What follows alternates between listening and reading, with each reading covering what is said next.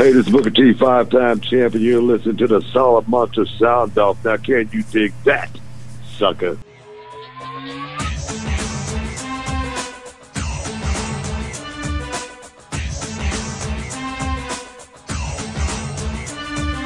Welcome to a special episode of the Solomonster Sounds Off, which you can listen to each and every Sunday on the Solomonster.com, iTunes, and Stitcher Radio. My guest at this time is a 6-time world champion. In fact, he has held 35 titles throughout his 20-year career. He's also a WWE Hall of Famer, and you can catch him on the Raw pre-show every Monday night on the WWE Network. Booker T joins me. Booker, Happy New Year. Thanks for coming on. Hey, man, what's going on, man? Glad to be here. Happy New Year. Now, I mentioned the Raw pre-show. I noticed you were back on there this week. Are you happy with things the way they are right now with what they got you doing, or are you kind of itching to do more? No, I'm excited, man, to get a chance to actually do a little bit of WWE and actually to get a chance to do reality of wrestling. This gives me a whole lot more time to actually, get my wrestling promotion down in Texas exactly where I want it. Right now we're in the process of, building our 21,000 square foot arena as well as our wrestling school. So it's going to give me a chance to actually do both and actually give the proper time I need to reality of wrestling. Doing WWE work is it's tiresome, it's strenuous. It's an on-the-job thing 24/7. Yeah, we're actually going to get into a lot of stuff about reality of wrestling, but I want to talk about some of your books, actually. I know you have 2 books. You published your second book last year, which talks more about your career, but your first book, From Prison to Promise, it documents your childhood. I was reading that and was just blown away by some of the stories in there. And obviously, you talk in there about being arrested many years ago, serving 19 months in prison. How did that help shape who you are today? I don't think it helped at all. Actually, it was just something I had to go through. I did wrong. It was something I had to pay for. I knew that first and foremost. But as far as it helped me, I don't think it helped me. I had to help myself when I was in that situation by, trying to motivate myself by getting my GED, working out on the weightlifting team, training my body, for what I was, going to be preparing for, which was, coming out soon. I knew I wasn't going to be there, my whole life. And I just knew it was a time, in my life that I was passing through. But coming out, I knew I was going to have to work a lot harder because I did have an X on my back and people wasn't going to trust me, and I had to gain that trust all over again, but it gave me a chance to think. I always say, if I didn't go down and go through that, I really don't know where I would be at. But as far as how did it help me, man, that's a hard question. Now, you and your brother Stevie Ray, you end up getting into wrestling. You're working as the Ebony Experience in Global, GWF. And you guys developed some real drawing power while you were there, so much so that Sid Vicious took notice and actually got you both into WCW. Is that correct? Yeah, man. Sid gave us a call one night. It was a Friday night. We was just going down there to do our thing. My brother and I, we always, being on the ESPN television was worth its weight in gold. We didn't get paid a lot of money to make that trip every Friday night. We did that for almost 2 years straight. And we said, man, we're going to bank on ourselves. If we good enough, someone's going to call. And then that call came, and it was Sid Vicious saying, hey, guys, I would like guys like to come to WCW. And we was like, yeah, we'd love to. And he said, hey, do whatever I can to get you guys in. Just be ready when the call comes. And about 3 to 4 months later, boom, we was in Atlanta, Georgia. And the rest is history, as they say. Now, speaking of WCW, this March marks the 15-year anniversary of the final Nitro. I just started doing a weekly countdown on my show of the 15 best matches in WCW history. You had quite a few good ones yourself, many of which came in that Best of 7 series, which I think you get into in your second book, the series with Chris Benoit. In the second book, which is My Rise to Wrestling Royalty, you talk about Dusty Rhodes, and it's funny because I just was talking to Diamond Dallas Page, who I know is a good friend of yours, and he was telling me Dusty stories. It seems like everybody's got a Dusty story. But it was Dusty who came up to you and had the idea of doing the Best of 7, and your first reaction was, well, who's going to want to see this? So it turned out you had a lot of anxiety going into that. Well, I just didn't, picture, two baby faces, 2 fan favorites, going out there and, having 7 matches and it being, compelling enough to where the people were going to want to watch it, week in and week out. And then after a minute, I thought about, the challenge, you know what I mean? How cool of a challenge that really is to, make the fans look at us, from a different perspective. And I think for me, being able to go out and, work with Benoit, without a net, just all on the fly. We were going to make those fans, look at us like we were the main event each and every time we went out there, whether we was the main event match or not. And that's what it turned into. It turned into each and every week the fans were wondering, what were they going to see out of Booker T and Benoit this week. So it became something great, special. And years later, I know WWE matched the two of you up again. They did another best of 7. I think it was for the US title this time. And I think you got hurt. You couldn't finish the series. What was that whole? I knew going into that match, the best of 7. The second time around, it was no way that I could recreate that magic all over again. Those days were far past me. I was a different guy at that stage, and then I was working, with Benoit in the best of 7, and I heard myself on a house show working with Matt Hardy, and it was like, man, you know what I mean? It was just, I think I was just tired at that time, and something as simple as a hip toss, bang, I blew my groin out, and but like I say, just going into that match, I had doubt. I knew I could do it. I knew I couldn't live up to that all over again. That magic was something that was special, and it was something that could never be recreated ever again.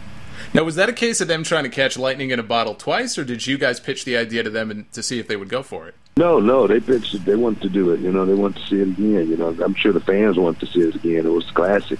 It was something that was that would never be done again. Between two guys, I don't think. If two guys could pull that off, I tip my hat to them. But I think they were just wanting to see it all over again, just like the fans want to see it all over again as well. I want to ask you about Bash at the Beach 2000. That was the night you won your first world championship, a very controversial show. You must have seen and heard what was going on from backstage as it was happening in the ring. What was going through your head when you're back there listening to Vince Russo saying the things that he's saying, and when did you find out that you were leaving that night as the champion? Well, I found out pretty much about 10 minutes before I went out and won the title. I knew that week leading up to it that I was supposed to be the guy to win that night, but everything turned upside down that night of. And but for me, it was like I was totally disconnected from being world heavyweight champion at WCW. That night was a night for me that I never saw coming. It was just something that was totally out of the blue for me. And that night I had already worked with Chris Kanyon as well. A lot of people don't remember that, but I worked with Chris Kanyon that same night and lost. And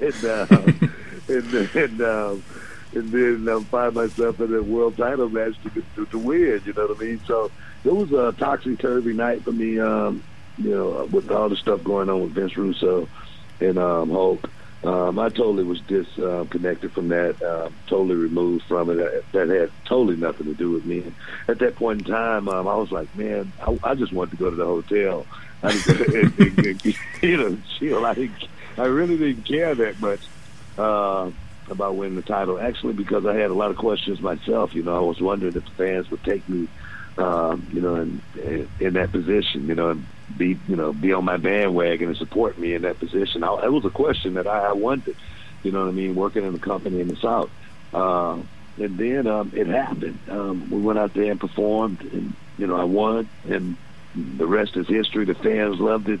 I was so tired, I couldn't even celebrate that night. I went to my hotel and just, laid in my bed, sit on the edge of the bed for about 45 minutes without even moving. But a lot of fans went out and they partied, and they, partied all night for Booker T, and they was really, really happy, to see me actually, finally cross that threshold. Now, before Seth Rollins did it last year, you were the last person to hold the world and the US title at the same time. You did that on the final episode of Nitro. What was that whole night like? I mean, on the one hand, you are the last ever official WCW heavyweight champion. You've got 2 titles. You're on top of the world. But there's also a lot of uncertainty going forward. Well, I mean, there wasn't any uncertainty for me. There was a lot of uncertainty for a lot of guys, but for me, I knew where I was going. I knew I was going to WWF, WWE. I knew I was going to be a part of that. I knew it was going to be a different road for me. I knew I was going to have to go up there and put in some work, of course, but I was prepared for it, unlike a lot of those guys in WWE at that time, in WCW at that time. They wasn't prepared for what they were getting ready for. It was a war. It was WWE versus, WCW, and I knew that going in. I knew I was going there to be buried, pile under a bunch of crap. You know what I mean? I knew that, you know what I mean? But I was willing to go there and overcome it and show those guys in the locker room that, hey, I'm worthy of being here. I'm worthy of, being in the main event. I'm worthy of, carrying the championship and, being a part of this thing, So it was one of those things for me. It was just a different chapter in my life. Every chapter closes, we got our spring, summer, winter, and fall, and it was just time for me to move on to a different season. So you knew that night. I mean, there was never any doubt in your mind. I'm not just going to go home and sit and wait. You knew this is something I got to do. No, I mean, I still had a contract, of course, you know what I mean? And I took a 50% buyout, and I walked away from a lot of money. Just to keep, I believed in my talent, though. I knew how good I was. I knew I was just as good as all of those guys in the locker room. I knew that I was just as good as the guy that was next to me. And, that's something that I could always trust. That's something I could always believe in, is my talent, and I banked on it, and it worked out for me. Now, the invasion in 2001, I mean, if you were a fan at the time, I mean, that was a big deal. You kind of dreamed about what it would be like to see WWE guys go up against WCW guys. And I think, again, as a fan, I think that probably will go down as maybe the biggest missed opportunity in wrestling. It's kind of like finding a $100 bill in the street and grabbing the $5 bill next to it instead. Why do you think it didn't work maybe as well as it should have? Because the whole thing was over in I think, less than 6 months. I mean, what you got to understand is a lot of, the big money players, they were willing to sit out and, collect their money. I was, one of the few guys that walked away from money and went to WWE. And I don't blame those guys for sitting on those contracts. Those guys, I don't know what their contracts was, but, the top guys, they were making big money. And they were willing to, sit at home and, collect, and which like I said, I totally understand. But for myself, I was making really, really good money as well. But I just felt like, Ric Flair always said, wrestler's worst enemy is time off. I remember Ric Flair telling me that many, many times, I'm coming up, and I just did not want to, sit on the sidelines and lose my momentum. So we had a lot of guys that wasn't in the war that, not due to anything other than they had money that they were collecting. I want to ask you about your match with Triple H at WrestleMania 19. You were in a World Championship match, and I've heard you in other interviews that you've done talk about how disappointed, I guess, a lot of the fans seem to be, not in the match itself so much as the outcome. I mean, for me, they told this great story leading up to it with you, because you've got such a great story, and again, you talk about that in your first book. And the story building up to it and where you were at that point in your career, and I guess, him telling you can't hang with people like me, you don't belong here. And for it to end the way it did, I mean, fans aside, do you have people, that night backstage telling you, hey, man, you should have won that match? Or what was the overall... I had office guys telling me I should have won. I had guys who was working in there writing the script that told me I should have won. I never looked at the business like a lot of people do. I guess that's why I'm still in it. That's why I'm still a part of it. It's always been the performance. It's always been the Shakespeare and the Romeo and Juliet for me. To win is great. You know what I mean? Anybody can win. You know what I mean? But to be able to lose and lose gracefully, that to me has always been, something that I had a lot of pride in. I always been able to go out and lose right in the middle of the ring. And, it really didn't mean anything, because it was the performance. It was the art. Of course, it was a great story between Triple H and I, the guy from the neighborhood, and the guy that's got the silver spoon in his mouth, and the guy who overcome all the odds and win, the prize, That's a great story, If it was Hollywood, it perhaps would have been different, Rocky Balboa didn't win the first match against Apollo Creed, So you got to look at it from that dynamic and that dynamic only, because if you get caught up in it, in the one loss, you can really lose touch of reality. Now, this is more of a lighthearted question. Which was more fun to you, doing all those skits with Steve Austin, like in the supermarket, in the church, in the bingo hall, or the stuff that you did with Goldust? Man, all of that stuff was good, classic stuff for me, man, because it was art, man. It was great, art, you know what I mean? People, talked about me, I was like, I had to take the Stone Cold Stunner in WrestleMania. And I was like, man, I'm going to go out and take the best Stone Cold Stunner that anybody's ever taken, you know what I mean? When people look at it in history, they're going to, see me taking it, because that's what, the business is really, really, really, truly all about. And I went out there and I did it gracefully, man. It was awesome, the beer, tuxedo, everything. The stuff with me and Goldust, man, awesome, you know what I mean? 7-Eleven, Slurpee, you know what I mean? Stone Cold, a grocery store, chasing me around, character building, you know what I mean? And I tell you, man, I embraced it. My thing was always to make whatever I had, no matter what it was, make it the best on the show, make it better than whatever anybody else has done on the show, no matter what little it is. Go out there and make it your own.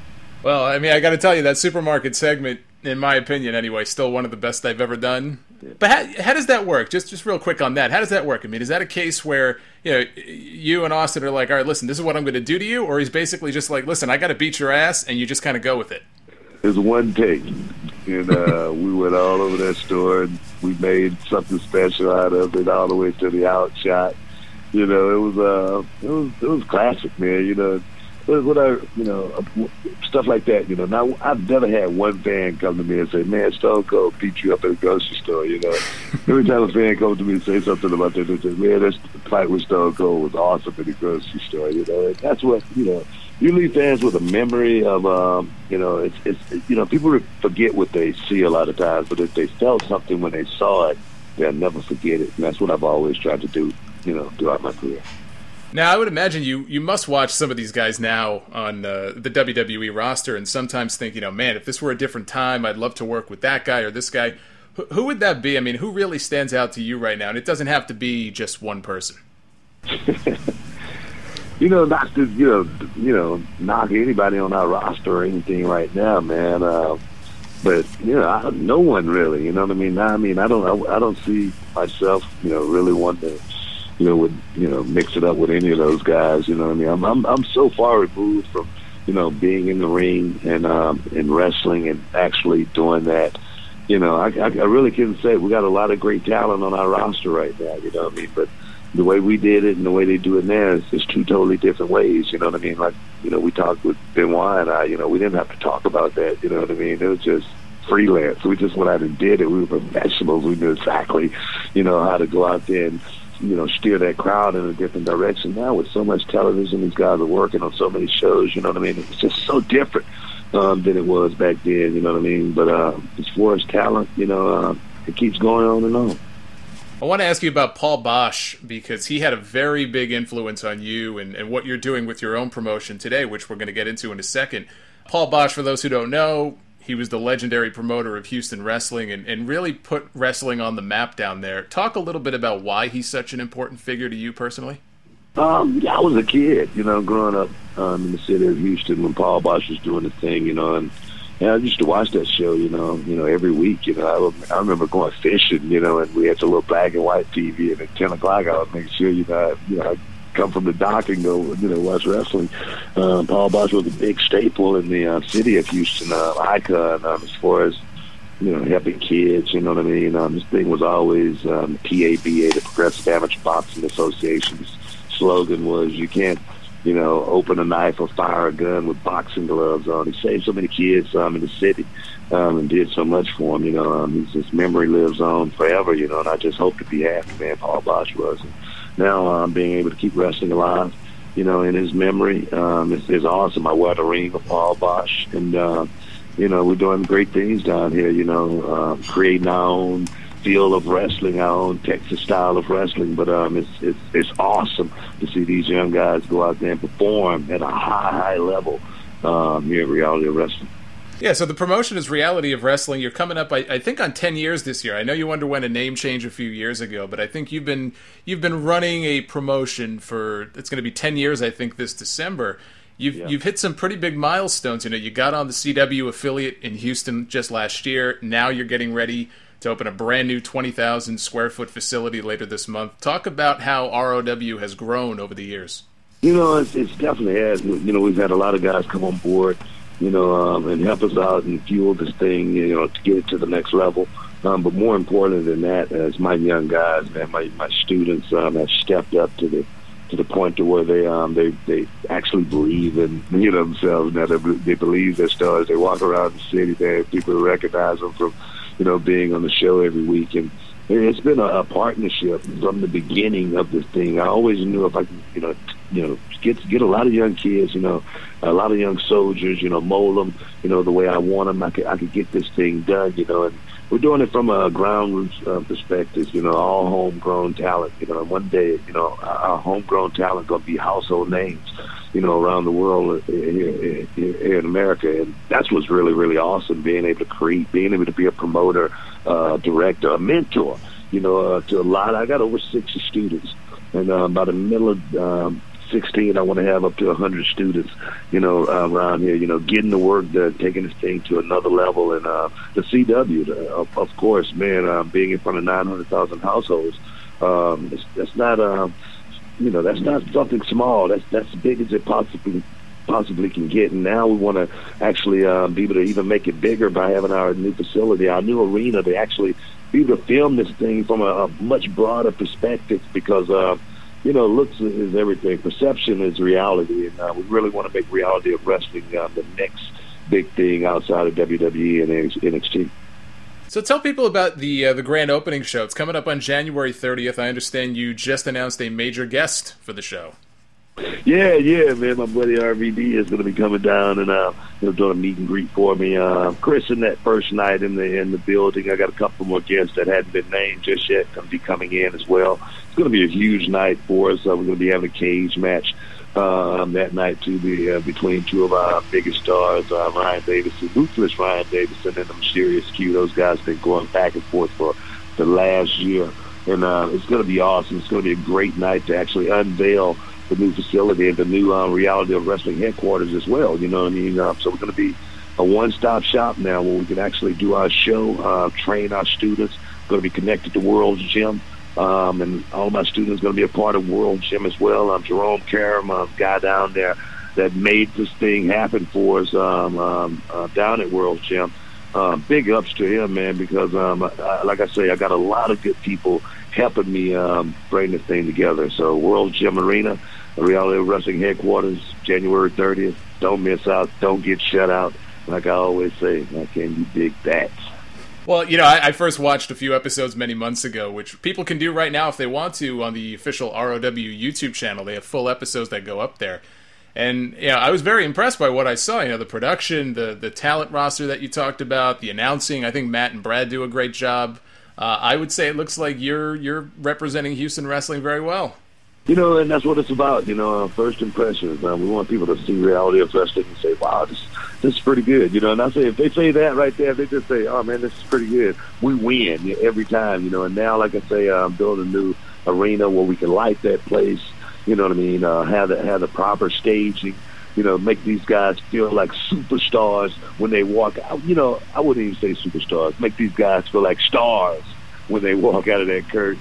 And I tell you, make them feel like professional wrestlers, you know, when they put their boots on, and know how serious it is to go out there and entertain that fan and make that fan feel something. Oh, man, it's so awesome, and that's what Reality of Wrestling is. It's going to be a big year for us. 2016 is going to be a huge year for Reality of Wrestling, and I'm going to tell you, if you hear about it in your area, make sure you go check it out. If you want Reality of Wrestling to come to your area, just make sure you send in to realityofwrestling.com, and we will definitely, put it on. Now, Stevie Ray has also been involved with ROW. In fact, last year, the two of you won the ROW Tag Team titles. Let me end with this. There's been some playful back and forth in the past between you and the Dudley Boys about a possible match at WrestleMania, which just so happens to be in your home state of Texas. I can't think of a better place for that match if it were to ever happen. And I don't think Stevie's ever wrestled before for WWE. Has there been any serious discussion of a possible match? And is that something, I know before you said you're comfortable never getting in the ring again, but is that something you would be willing to step back into the ring for? You know, I tell you, Great American Bash back in the days at the WCW, you know, I got a chance to sit by Wahoo back then. You know what I mean? He came back and he laced his boots up. You know, I don't know if that was the last time or not. But it was just awesome sitting there next to Wahoo, going in there to see him do one last classic match, you know. Oh, man, the Dudleys and Harlem Heat, that would be definitely an awesome, stellar match, you know, for myself to end it on. But I tell you, if it happened, you know, it would be great. But me and my brother, we, you know, did it, you know, a few months back, you know, with the Heavenly Bodies, 2 young kids in my wrestling promotion. We said that was the final heat. We said that was the final match for us, you know. But if something was to come around like a WrestleMania match with the Dudleys, it's no way I could turn something down like that. Of course, I put my boots on one more time. Well, I mean, right now, I'm still 228 pounds. I'm still, you know, I still got a 34-inch waistline. So I'm pretty much, I'm good to go. Still in wrestling shape. I'm still in wrestling shape, you know what I mean? So I can still go, you know what I mean? It's just that I choose not to. I choose to, you know, step to the side and let these young guys go out there and do their thing. I want to move to the next stage of life, you know what I mean? Like with my radio show, Heated Conversation Sports Radio 60 every Saturday night. You know, and I just want to keep doing my thing and keep having fun as long as I possibly can. But more importantly, just keep evolving. Well, I think that's a good bookend to things. Let people know how they can find you on Twitter and any other way. Find me on Twitter at Booker T5X as well as Instagram as well, Booker T5X. And boom, that is, man. I'm out there, man, doing my thing. Follow me on Twitter. Check out Reality of Wrestling. Go to realityofwrestling.com. Check out the YouTube channel and let us know if you like the show. First and foremost, because it's good. It's damn good. Don't forget January 30th, their big grand opening show with Rob Van Dam. I want to thank everybody for listening. Check out the brand new episodes of The Sound Off each and every Sunday. He is Booker T. I am the Solomonster. Be well, stay safe, and we will see you back here next time. Take care, guys. Booyah!